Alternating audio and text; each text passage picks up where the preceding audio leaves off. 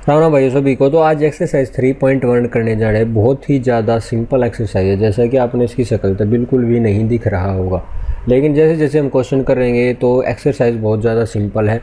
तो सिंपल है तो एक आधे फॉर्मेट में आपको बताऊंगा कि किस टाइम में आपको इक्वेशनों को सोल्व करना है और उसके ग्राफ प्रिपेयर करने। तो बस बने रहना, स्टेप बाय स्टेप के क्वेश्चन कराएंगे और बढ़िया तरीके से आप लोगों को समझाओगे। तो जो भी बच्चे 10th क्लास में हैं तो नए चैनल को सब्सक्राइब कर लेना, क्योंकि सारा का सारा मैथ अपने चैनल पर डला हुआ है। और जो बंदा कोई भी कंपटीशन एग्ज़ाम्स की तैयारी कर रहा है तो उसके बेसिक्स क्लियर नहीं है तो वो भी आप इन वीडियो को देख सकता है। तो सीधा अपना क्वेश्चन नंबर 1 से, जो कि एक्सरसाइज अपने पास 3.1, तो पूरी एक्सरसाइज आपको एक वीडियो में मिलेगी। पूरे एक्सरसाइज की जितनी भी हमारे पास एक्सरसाइज हैं इसकी उसके हिसाब से आपको वीडियो मिलेगी। अगर 3 एक्सरसाइज है तो 3 वीडियो मिल जाएंगी, 4 एक्सरसाइज है तो 4 वीडियो। तो जो अपने पास क्वेश्चन नंबर 1 है मैं इसको 2 बार कराऊंगा ताकि आपको बिल्कुल अच्छी तरीके से समझ में आ जाए, ठीक है। तो क्वेश्चन नंबर 1 को एक बार पढ़ते हैं अपने एक साथ। तो क्वेश्चन नंबर 1 में देखो क्या दे रखा है, आफ्ताब टेल हिज डॉटर। तो हमें पता है कि यहाँ पे 2 बंदे हैं, एक तो आफ्ताब है, एक उसकी डॉटर है, ठीक है। आफ्ताब है कोई लड़का है और उसकी डॉटर है उसकी कोई लड़की है। तो 7 ईयर्स अगो, तो 7 साल पहले जो आफ्ताब है उसने कहा I was 7 times as old as you were then. मतलब क्या कह रहा है कि भाई 7 साल पहले ना मेरी एज जो थी वो तुम्हारी एज के 7 गुना थी। सिंपल सी बात है। और दूसरी बात उसने की आल्सो, उसके साथ ही 3 ईयर्स फ्रॉम नाउ, मतलब अब से, जब प्रेजेंट एज है जो उनकी, उस आज से 3 साल बाद, 3 years from now I shall be 3 times as old as you. मैं तुम्हारी एज के 3 गुना होऊंगा, ठीक है। 3 गुना होऊंगा मतलब मैं आपकी एज के 3 गुना हो जाऊँगा। किसकी एज की? उसकी डॉटर के। तो वो अपनी डॉटर से बात कराए। Will be isn't this interesting तो क्या है, बस पागल बना रहे हैं। Represent this situation algebraically and graphically. हमने एल्जेब्रिकली इसको ही क्वेश्चन को रिप्रेजेंट करना है और ग्राफ भी इसको रिप्रेजेंट करना। तो क्वेश्चन बहुत ज़्यादा आसान है, जितना आपने दिख रहा है और इससे भी ज़्यादा आसानी इसको आप करने में लगेगा।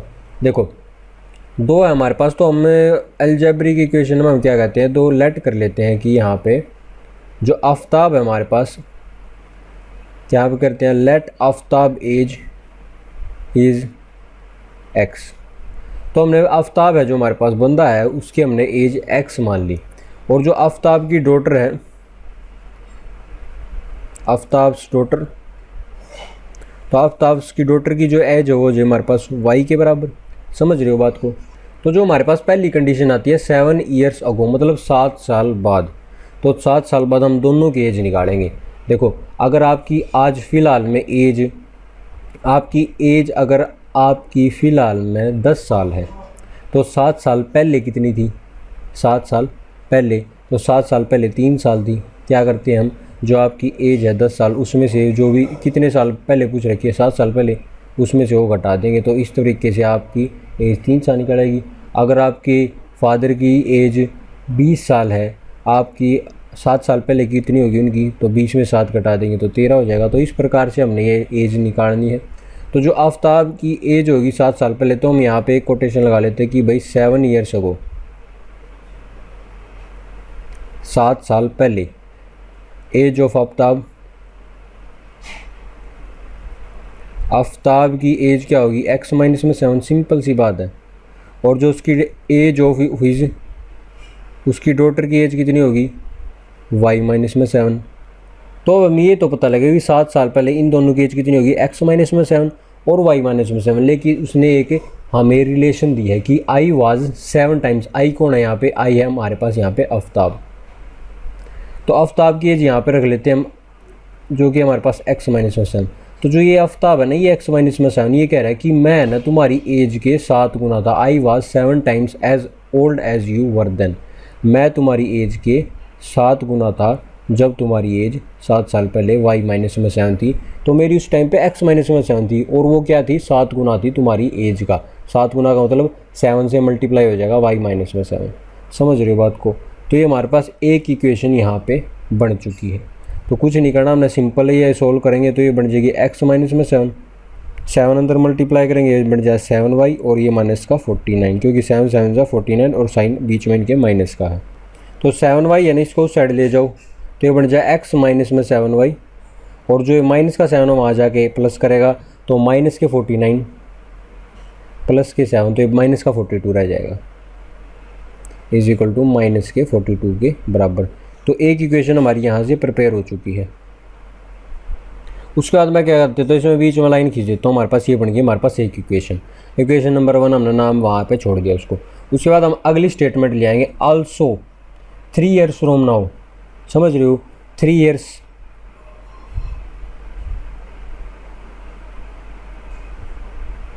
years फ्रॉम नाउ लिख दो यहाँ पे। और हमारे पास क्या बनेगी, आफ्ताब की एज, आफ्ताब की प्रेजेंट में एज है हमारे पास x। तो देखो अगर आपको कहेगी भाई आपकी एज 10 साल और तीन साल बाद कितनी एज हो जाएगी आपकी, तो ये बार हो जाएगी 13 साल। इसी तरीके आफ्ताब की एज x है तो 3 साल बाद कितनी हो जाएगी, आफ्ताब एज आफ्टर 3 years, समझ रहे हो बात को। तो आफ्ताब की एज आफ्टर 3 साल के बाद कितनी हो जाएगी, x प्लस में 3 हो जाएगी, सिंपल सी बात है।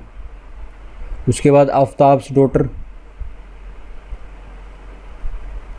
आफ्ताब की डॉटर की एज आफ्टर 3 years तो हो जाएगी y प्लस में 3, समझ रहे हो ये बात को। तो इसमें अब रिलेशन क्या दे रहा है, आल्सो 3 years फ्रॉम नाउ, तो 3 साल बाद इनकी एज हमने निकाल दी। I shall be 3 times as old as you, आई कौन है यहाँ पे, आफ्ताब। तो आफ्ताब कह रहा है जो मेरी एज है ना x प्लस में 3, तुम्हारी जो एज की है ना 3 गुना हो जाएगी, किसकी एज की, उसकी डॉटर की एज के। तो एक और इक्वेशन आ गई, आफ्ताब की एज 3 गुना हो जाएगी उसकी डॉटर की एज के 3 साल के बाद, जो कि हमने ये निकाल लिया x प्लस में 3 y प्लस में 3। तो x प्लस में 3 की वैल्यू क्या आएगी, इज इक्वल टू में 3y प्लस में 9, क्योंकि 3y एक बार या इससे y से मल्टीप्लाई होगा 3, फिर इसके 3 से मल्टीप्लाई हो तो 9 आ जाएगा यहाँ पे। तो ये x माइनस में 3y, ठीक है, ये माइनस का आ गया यहाँ पे 3y आ गया, ये वाला 9 में से 3 गए 6, ठीक है। तो दूसरी इक्वेशन हमारे पास क्या बन गई x माइनस में 3y इज इक्वल टू में 6। तो अब ये आधा हमारे पास इक्वेशन 80%, क्वेश्चन जो हमारे पास है 80% यहाँ पे सोल्व हो चुका। आगे कुछ नहीं करना, बस हमने इनकी वैल्यू निकाल के x और y की पुट करके ग्राफ बनाना है। एक बार मैं आपको दोबारा समझा रहा हूँ इसको, ताकि आपके दिमाग में बिल्कुल एक बढ़िया तरीके से आपके में चले जाओ, ठीक है। तो एक बार मैं मार्कर ले लेता हूँ। Aftab tell his daughter, Aftab ने अपनी डॉटर को कहा कि 7 years ago I was 7 times as old as you were then. देखो स्टार्टिंग में तो हमने ली that let the present age of Aftab, Aftab की जो प्रेजेंट एज हमने मान ली x, और उसकी जो डॉटर की एज है हमने मान ली y। सिंपल सी बात थी, ये दो हमारे पास यहाँ पे। 7 years अगो तो हम इसने पहले जो कोटेशन दी वो दिया 7 years अगो, 7 साल पहले क्या था, I was 7 times as old as you. तो 7 साल पहले की हमने एक कंडीशन लेनी कि भाई अगर आफ्ताब की एज आज के टाइम में x साल है तो 7 साल पहले क्या जी x माइनस में 7, उसकी डॉटर की एज आज के टाइम में y है तो 7 साल पहले कितनी हो जाएगी y माइनस में 7। तो ये सिंपल सी बात थी। अब उनमें रिलेशन क्या दिया है कि भाई आफ्ताब की जो एज है वो 7 times थी 7 साल पहले उसकी डॉटर से, तो आफ्ताब की एज 7 times थी उसकी डॉटर की एज की, समझ गए बात को। तो इक्वेशन कुछ नहीं किया, सोल्व करें, हमारे पास आ गया x माइनस में 7y इज इक्वल टू माइनस के 42। उसके बाद दिया आल्सो 3 years फ्रॉम नाउ, अगली इक्वेशन 3 साल बाद। तो 3 साल बाद आफ्ताब की एज कितनी हो जाएगी, x प्लस में 3, क्योंकि अब फिलहाल में एज है x, तो 3 साल बाद हो जाएगी x प्लस में 3, उसकी डॉटर की हो जाएगी y प्लस में 3। और उसके बाद जो रिलेशन दिया I shall be 3 times as old as you will be, मतलब मैं तुम्हारी एज के 3 गुना होऊंगा 3 साल के बाद, किसके, उसकी डॉटर की एज के। मैं तुम्हारी एज के 3 गुना होऊंगा, जो कि 3 दे रखा है यहाँ पे, 3 साल के बाद किसकी, उसकी डॉटर की एज के 3 गुना हो जाएगा। तो x प्लस में 3 इज इक्वल टू में 3y प्लस में 9, तो x माइनस में 3y इज इक्वल टू में 6। तो दो इक्वेशन बढ़ गई, एक बार तो हमारे पास ये है और दूसरी इक्वेशन हमारे पास ये है। तो ये दो इक्वेशन मैं उम्मीद करता हूँ आपको भाई बिल्कुल क्लियर हो गए होंगे, इसकी जड़ अब समझ में आ गई होगी। तो जड़ समझ में आ गई तो हम थोड़ा सा आगे बढ़ते हैं। बस अब कुछ नहीं करना, ये हमने इक्वेशन बना ली है, आगे इसको क्या करेंगे हम, और x और y की वैल्यू पुट करके देखेंगे और उसके बाद हम इसका ग्राफ ड्रॉ करें। तो देखो इसने पहले टेबल बना रखा है इस वाली इक्वेशन का, तो मैं इसको समझा देता हूँ। तो हमारे पास इक्वेशन है x माइनस में 3y इज इक्वल टू में 6। इसको और सिंपली करके लिखते तो x की वैल्यू हमारे पास आ जाएगी 6 प्लस में 3y के बराबर, समझ रहे हो बात को। तो मैं इसकी एक टेबल बना ली कि भाई अगर x की वैल्यू 0 होगी तो y की वैल्यू की, तो इसमें हमने एक टेबल सी बना लिया, 3 वैल्यू हमने निकाल ली इनकी, ठीक है, x की और y की वैल्यू हमने पुट करके देख ली, समझ रही हो बात को। तो अगर सोचो कि अगर मैं y की वैल्यू अगर यहाँ पे 0 पुट कर दूँ, y की वैल्यू अगर मैंने 0 पुट कर दी यहाँ पे, y की वैल्यू 0 तो 3 मल्टीप्लाई बाय 0 0, तो x की वैल्यू क्या रहेगी 6 रहेगी, सिंपल सी बात है। अगर मैं y की वैल्यू 2 पुट कर दूँ, y की वैल्यू 2 पुट कर तो 3 2 जा 6, 6 प्लस में 6 तो 12 हो जाएगी, वैल्यू ज़्यादा बड़ी हो जाएगी। तो मैं क्या करता हूँ यहाँ पे y की वैल्यू -2 कर देता हूँ। अगर यहाँ पे y की वैल्यू मैं अगर -2 कर दूँ तो 3 2 जा 6, देखो अगर y की वैल्यू मैं माइनस के 2 पुट करूँ तो यहाँ पे -2 आ गया, तो 3 2 जा 6 माइनस का 6 और प्लस का 6, तो ये हमारे पास यहाँ कट जाएगा। तो वैल्यू क्या आएगी यहाँ पे, अगर y की वैल्यू -2 है तो x की वैल्यू 0 हो जाएगी। तो मैं आपको रिकमेंड करूँगा भाई आप 2 वैल्यू ले लो, 2 वैल्यू में आपका सफिशियंट है, आपका ग्राफ ड्रॉ हो जाएगा। उसके बाद अगर हम ये इक्वेशन लें तो ये बनेगी हमारे पास x में -42 प्लस में 7y। समझ रहे हो, इसका मैं ग्राफ बना देते, ये टेबल बनाते हैं। x ले लो यहाँ पे, ऊपर नीचे ले लो भाई। अगर देखो मैं अगर यहाँ पे 7 6 42, y की वैल्यू 6 पुट करूँ तो 7 6 जा 42, माइनस के 42 प्लस के 42, तो क्या आ जाएगा x की वैल्यू 0 के बराबर।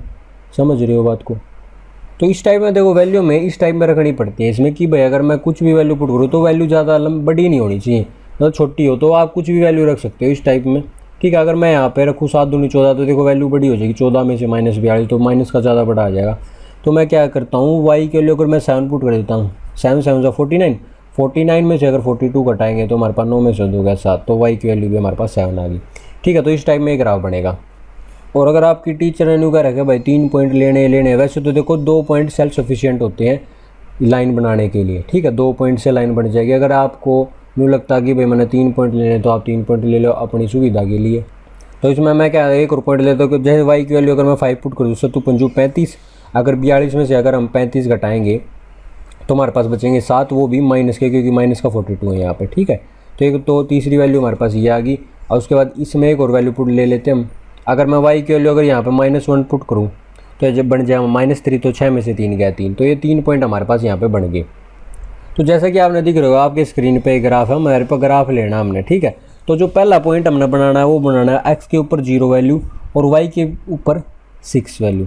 ठीक है, तो हमारे पास 0 और 6 पॉइंट बनेगा, जो कि हमारे पास ये वाला पॉइंट है। ठीक है, तो ये पॉइंट आ गया हमारे पास यहाँ पे ये। ठीक है, एक पॉइंट हमें पता लगा। उसके बाद 7 7, तो यहाँ पे भी x की वैल्यू भी उसकी 7 होनी चाहिए और y पे भी उसकी वैल्यू 7 होती है। यहाँ पे एक ये पॉइंट बनेगा जो कि हमारे पास आएगा 7 7 के बराबर। उसके बाद तीसरा जो पॉइंट है -7 x एक्सिस पे, तो -7 कहाँ पे आएगा, यहाँ पे आएगा -7 यहाँ के आसपास।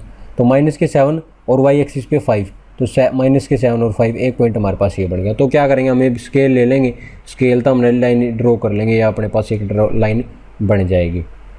समझ गए बात को, तो ये अपने पास लाइन आ जाएगी, एक लाइन इस टाइप से। ठीक है, उम्मीद करता हूँ आपने लाइन दिख रही होगी। हमारे पास y एक्सिस है ये वाली सारी की सारी, और ये हमारे पास x एक्सिस है ये वाली। उसके बाद जो दूसरा हमारे पास लाइन बनेगी, पहला पॉइंट है उसमें 6 और 0, जो कि आपको ये दिख रहा होगा 6 0 ये वाला पॉइंट। दूसरा जो पॉइंट है उसमें 0 x एक्सिस पे 0 और y एक्सिस पे -2, जो कि हमारे पास ये वाला पॉइंट है। उसके बाद जो तीसरा पॉइंट है x एक्सिस पे 3, जो कि हमारे पास यहाँ आएगा ये, और y एक्सिस पे -1। तो ये वाली माइनस के y एक्सिस है, ये प्लस के y एक्सिस है, ये माइनस के x एक्सिस है और ये प्लस के x एक्सिस है। ठीक है, ये प्लस y और ये -y। उम्मीद करता हूँ भाई ये ग्राफ के आपने सिंपल से जो पता होंगे, बेसिक्स पता होंगे ग्राफ के।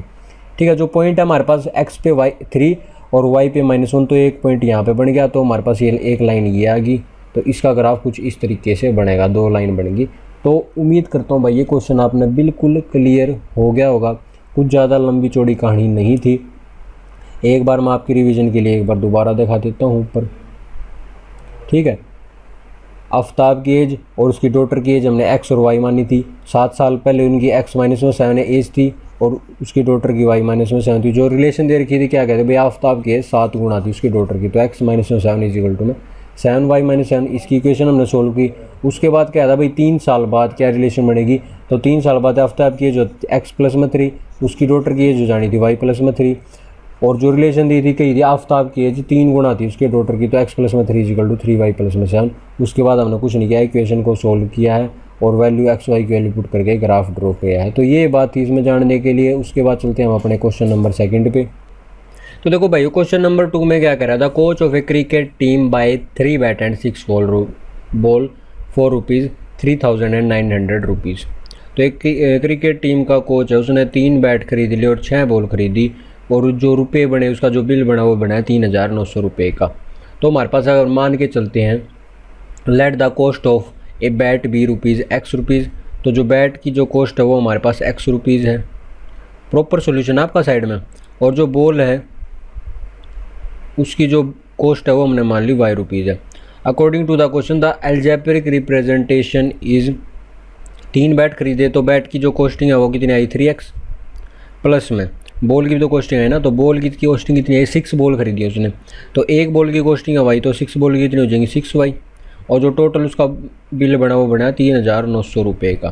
तो हमारे पास इक्वेशन बनेगी यहाँ पे 1। समझ रहे हो बात को। उसके बाद हमने बनानी इक्वेशन नंबर 2। तो उसके बाद उसने क्या किया, C buy another bat and 2 more ball, तो एक बैट उसने और ख़रीदा जो कि है एक्स रुपीज़ का, प्लस में 2 बॉल और ख़रीदी जो कि हो जाएंगे 2y की, और जो उसका जो बजट वो टोटल बिल बना वो बना 1,300 रुपये का। तो दूसरी इक्वेशन क्या आ गई हमारे पास, x प्लस में 2y इज इक्वल टू में 1,300। तो उम्मीद करता हूँ दोनों की दोनों इक्वेशन आपको समझ में आ गई होंगी।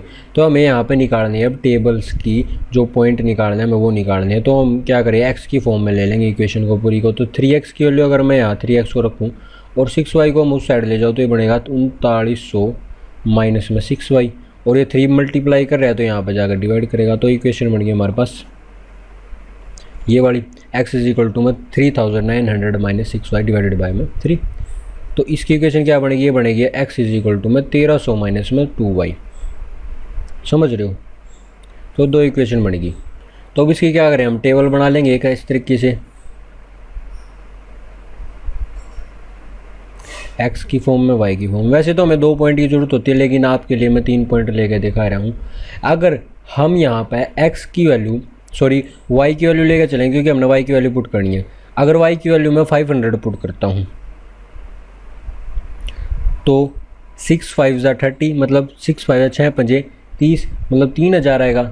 3,900 में से अगर मैं 3000 घटा दूँ, 3900 में से 3000 घटा तो हमारे पास बचेगा कितना, ऊपर बचेगा 900, और डिवाइडेड बाय में 3 है, तो कितनी वैल्यू आएगी हमारे पास x की 300 के बराबर। समझ गए बात को। उसके बाद अगर मैं y की वैल्यू 600 पुट कर दूँ तो 6 6 ज़ा 36, तो 3900 में से 3600 चले जाएंगे तो बचेगा 300, और 300 डिवाइडेड बाय में 3 तो 100 बच जाएगा। तो यहाँ पर ऊपर वैल्यू आ जाएगी 100। सिंपल सी बात है। अगर मैं y की वैल्यू 700 पुट कर दूँ तो 7 6 42, ये बढ़ेगा हमारे पास 3900 में से माइनस के 4200 और डिवाइडेड बाय में 3, तो 3900 में से माइनस के 4200 गए तो हमारे पास क्या बचेगा, माइनस के 300 डिवाइडेड बाय में 3, तो ये माइनस के 100 आ जाएगी वैल्यू यहाँ पे। ठीक है। तो हमारे पास 3 वैल्यू तो यहाँ से आ गई हैं। अब उसके बाद हमें इस वाली इक्वेशन की वैल्यू और निकालनी है टेबल में पुट करके। देखो यहाँ पे मैं बना लेता हूँ ये x की वैल्यू, ये y की वैल्यू। अगर मैं y की वैल्यू 500 पुट करूँ तो ये बढ़ेगा 5 दूनी 10, 5 2 ज़ा 10, तो 1300 में से 1000 गए तो बच गया 300। अगर मैं y की 600 पुट करूँ तो 6 दूनी 12, 1200 1000, 1300 में से 1200 गए रह गए 100। उसके बाद मैं y की अगर 700 पुट करूँ, समझो 7 दूनी 1400, तो 1300 में से 1400 गए, माइनस का 100 आएगी वैल्यू यहाँ पे। ठीक है। तो हमारे पास दोनों की दोनों ये टेबल बनेगी। तो पॉइंट मैं इन जो पॉइंट आपको ये इनको सारों को नोट कर लो। उसके बाद मैं ग्राफ पे ग्राफ दिखाते हैं। उसके बाद अगर आपको देखो भाई नोट की हो तो आप इनमें तो हमारे पास हर एक पॉइंट सेम आ रहा है। 300 डिवाइडेड बाय 500, 300 और 500, 100 600, 100 600 और माइनस के 100 और 700, तो माइनस के 100 700। इससे हमें क्या पता लगेगा भाई दोनों लाइन बनेंगी ना, एक के ऊपर एक बनेंगी, एक के ऊपर एक, ऐसी इस टाइप में, मतलब कोइंसाइड करेंगे, एक के ऊपर एक होंगी ये। तो मैं आपको इसका जो ग्राफ दिखा देता हूँ। तो पॉइंट हमारे पास बने हैं 300 और 500, तो एक्स एक्सिस पे 300 तो यहाँ पे आएगा, और 500 की वैल्यू यहाँ पे, तो एक पॉइंट बनेगा 300 500 ये, और दूसरा पॉइंट बनेगा 100 और 600, एक्स एक्सिस पे 100 जो यहाँ पे आएगा, और वाई एक्सिस पे 600, तो दूसरा पॉइंट बन गया ये। तीसरा पॉइंट बनेगा माइनस के 100, जो माइनस के 100 एक्स एक्सिस की वैल्यू देखो, माइनस एक्स है ये प्लस एक्स है, ये प्लस के वाई है और ये माइनस के वाई है। उम्मीद करता हूँ आपको ग्राफ तो पता होगा। ठीक है। तो तीसरा पॉइंट है माइनस के 100, तो माइनस के 100 यहाँ पे आएगा और 700 वाई की एक्सिस पे। तो हमारे पास ये लाइन बन गई अपने पास, देखो ये इस टाइप में। समझ गए बात को। उसी प्रकार से जो ये दूसरी है, इस पे ये दूसरी लाइन आ जाएगी, तो इस प्रकार से दूसरी लाइन भी आ जाएगी। तो ये ऊपर नीचे कोइंसाइड करेंगी लाइन, तो एक के ऊपर एक होगी, तो इस प्रकार में इसका हमारे पास ग्राफ बन जाएगा। उसके बाद क्वेश्चन नंबर हम देखते हैं अगला। तो इसी टाइप में हमने अगला क्वेश्चन भी करना। लेट द क्या करेंगे यहाँ पे, the cost of 2 kilo of Apple, the cost of 2 kg of Apple and 1 kilo of grapes on a day was found ₹2.160। एक महीने बाद क्या होता, cost of 4 kilo Apple and 2 kilo of grapes is ₹300। Represent the situation algebraically and geometrically. तो simple सा question है। हम मान लेते हैं 1 किलो एप्पल की जो कॉस्ट है वो हमारे पास x है, और जो 1 किलो ग्रेप्स की वैल्यू हमारे पास y है। तो जो एक महीना पहले उसने खरीदी थी, तो क्या खरीदी थी उसने, 2 किलो तो एप्पल खरीदे थे उसने, 2 किलो एप्पल खरीदे तो होगा 2x, और 1 किलो उसने अंगूर खरीदे तो 1y, which is equal to में किसके बराबर, 160 के बराबर। ठीक है, 2x ये वाली वैल्यू प्लस में 1y इज इक्वल टू में 160। यहाँ पे y लिखो या 1y लिखो, बात एक ही होती है। उसके बाद अगले महीने उसने क्या करा, उसने 4 किलो एप्पल खरीद लिए, 4x हो जाएगा यहाँ पे, प्लस में 2 किलो ग्रेप्स खरीद लिए तो 2y which is equal to में 300 के बराबर, क्योंकि यहाँ पे 300 दे रखे हैं। तो हमारे पास दो इक्वेशन बनेगी, सिंपल सी दो। तो जो यहाँ पे फर्स्ट इक्वेशन है, मैं इसको कैसे रीअरेंज कर सकता हूँ, y की वैल्यू ले लो यहाँ पे, y इज इक्वल टू 160 माइनस में 2x के बराबर। ठीक है, तो ये हमारे पास y की वैल्यू होगी यहाँ पे। तो इसके मैं टेबल बना लेता हूँ एक बार। तो यहाँ पे देखो वैल्यू क्या आ जाएगी, 160 माइनस में 2x है, तो हमें x की वैल्यू रखनी पड़ेगी। तो x की वैल्यू हमारे पास क्या है, अगर x की वैल्यू मैं 50 रखता हूँ, 50 मल्टीप्लाई बाय 2 100 160 माइनस में 100 तो ये रह जाएगा यहाँ पे 60 के बराबर। अगर x की वैल्यू उसके बाद मैं 60 पुट करता हूँ, 60 मल्टीप्लाई बाय 2 120 को माइनस कर देंगे 160 में से, तो बचेगा हमारे पास 40 के बराबर। उसके बाद इसकी वैल्यू 70 रखते हैं, 7 2 जा 14, 160 में से 140 गए तो ये रह जाएगा 20 के बराबर। तो ये हमारे पास पहले टेबल बन गया यहाँ पे। उसी तरीके से हमने दूसरी वाली इक्वेशन, तो अगर y की फॉर्म में लिखना चाहते हो तो y की फॉर्म में, x की फॉर्म में लिखना चाहते हो तो x की फॉर्म में, किसी प्रकार से भी लिख सकते हैं। तो 2y की वैल्यू हमारे पास हो जाएगी 300 माइनस में 4x, और y की वैल्यू यहाँ पर आ जाएगी 300 माइनस में 4x डिवाइडेड बाय में 2। देखो अगर x की फॉर्म में बनानी x की फॉर्म में बनाओ, y की फॉर्म में बनानी y की फॉर्म में बनाओ, ग्राफ पर कोई भी डिफरेंस नहीं आएगा। अगर यहाँ पर आपने y की वैल्यू 80 पुट कर लियो, वो भी कोई डिफरेंस नहीं आने वाला है, ग्राफ आपका सेम रहेगा, कोई दिक्कत घबराने वाली बात नहीं है। तो उसके बाद हमारे पास देखो y की वैल्यू इसने यहाँ पे भी 300 माइनस में 4x डिवाइडेड बाय में 2 की है। तो जो इसने टेबल बनाया वो किस टाइप में बनाया है, x और y की वैल्यू ले ली उसने।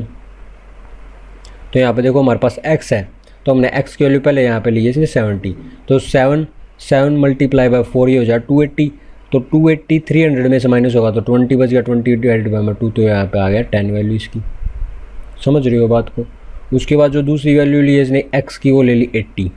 तो 300 माइनस में 4 मल्टीप्लाई बाय 80, तो 8 चौक 32, तो 300 माइनस में 320 डिवाइडेड बाय में 2, तो माइनस का 20 बच गया, डिवाइडेड बाय में 2, तो माइनस की 10 वैल्यू आ गई यहाँ पे दोबारा से इसकी।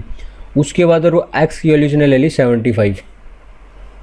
तो यहाँ पे 300 माइनस में 4 मल्टीप्लाई बाय 75, 4 को हम 75 से मल्टीप्लाई कर लेते हैं, 5 चौक 20 0 2, 7 चौक 28 और 2 30। तो जो ये वैल्यू बनेगी हमारे पास 300 के बराबर ही बनेगी। तो ये हमारे पास कट के जो है, तो ये वैल्यू 0 के बराबर आ जाएगी, क्योंकि 0 डिवाइडेड बाय में 2 करेंगे तो 0 के बराबर ही आएगी। तो यहाँ पे 0 आ गई। तो जो दो हमारे पास टेबल्स आई हैं वो हमारे पास ये टेबल हमने यहाँ पे रख ली। उसके बाद हमने सिंपली और कुछ नहीं करना, वैल्यू पुट करनी। तो पहले जो टेबल हमारे पास हमने बना ली, 10 की डिफरेंस देकर बना ली है, ये x और y एक्सिस पे। तो ये हमारे पास y एक्सिस है जो कि है पॉजिटिव y एक्सिस, और ये पॉजिटिव x एक्सिस। तो उसके बाद जो पहला पॉइंट हमारे पास है x की एक्सिस पे 50 ये वाला पॉइंट, और y एक्सिस पे 60 के बराबर, तो ये वाला पॉइंट आ गया हमारे पास फर्स्ट पॉइंट। उसके बाद x एक्सिस पे 60, तो ये हमारे पास 60 पॉइंट आ गया, और y एक्सिस पे 40, तो y एक्सिस पे 40 कहाँ पे हमारे पास ये वाला पॉइंट और ये वाला पॉइंट। ठीक है, ये वाला पॉइंट आ गया। उसके बाद x एक्सिस पे 70 के बराबर, तो हमारे पास ये वाला पॉइंट, और y एक्सिस पे 20 के बराबर, जो कि थर्ड पॉइंट हो गया हमारे पास कंप्लीट। तो एक लाइन तो हमारी बन गई। इसका क्या करेंगे हम, इसके आर पार एक लाइन बना देंगे स्केल लेके। उसके बाद जो अगले पॉइंट है हमारे पास x एक्सिस के ऊपर 70 के बराबर और y एक्सिस पे 10 के बराबर, तो हमारे पास एक पॉइंट बन गया ये। उसके बाद x एक्सिस पे 80 होगी हमारे पास वैल्यू ये, और y एक्सिस पे -10 की वैल्यू, जो कि हमारे पास पॉइंट बनेगा ये।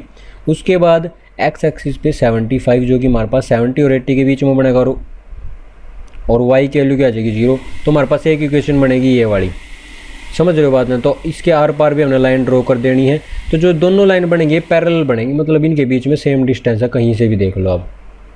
समझ गए बात। तो दोनों की दोनों लाइन पैरेलल बन गई, तो इस टाइप में आपका ग्राफ कंप्लीट हुआ है और आपको इसके क्वेश्चन के पूरे नंबर मिल जाएंगे। तो यहाँ पे इसका ये आंसर हो गया। ऊपर बस आपने अपना नाम लिखना है और रोल नंबर लिखना है। तो इसी तरीके से आपको नंबर मिल जाएंगे भाई। उम्मीद करता हूँ आपको ये वीडियो बढ़िया लगी होगी। तो ये एक्सरसाइज थी अपने पास 3.1। उसके बाद अगली एक्सरसाइज में मिलूंगा आपको अगली वीडियो में। जब तक के लिए जय हिंद, जय भारत।